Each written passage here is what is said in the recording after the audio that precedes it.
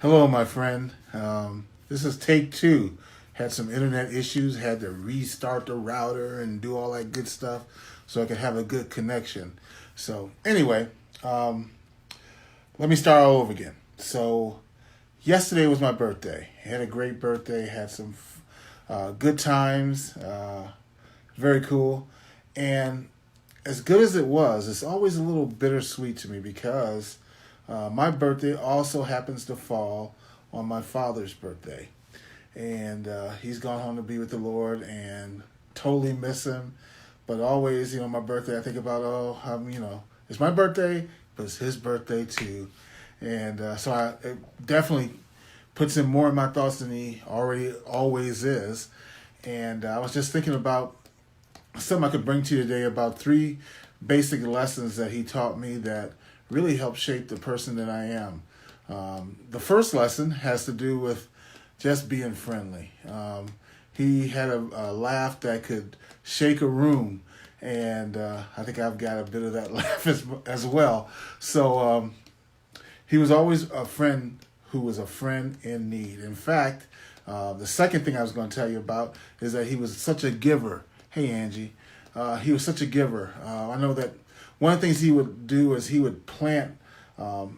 He worked in a factory, and when he was off work, what he would do is we had a piece of land, and he would go and farm that land. And I'm telling you, I come from a city called Port Huron. As a matter of fact, on the screen behind me, I'm not sure if you can see that or not, but I always have it on live stream to a webcam of the Blue Water Bridge in my hometown.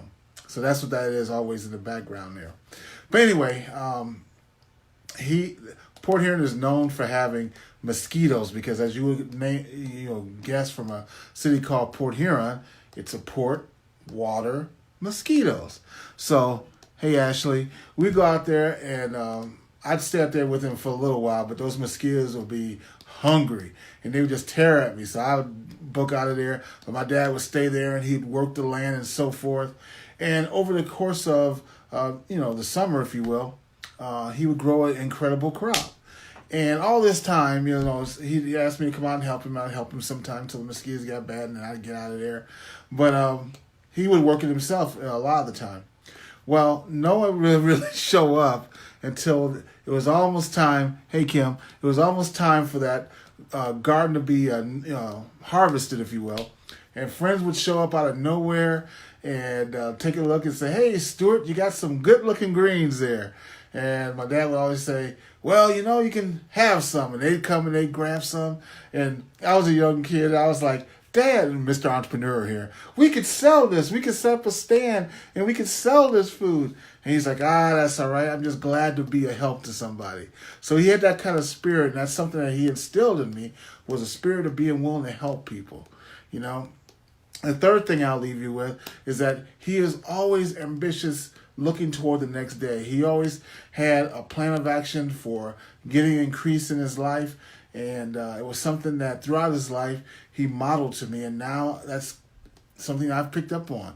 And so you take those three things: a friendly personality, being willing to be a giver, and then being ambitious and having a look and a hope and a faith in a brighter day.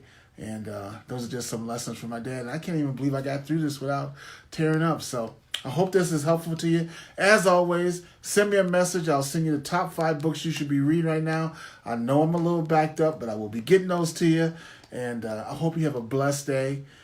Thanks again for tuning in, and we'll be talking to you real soon. Bye-bye now.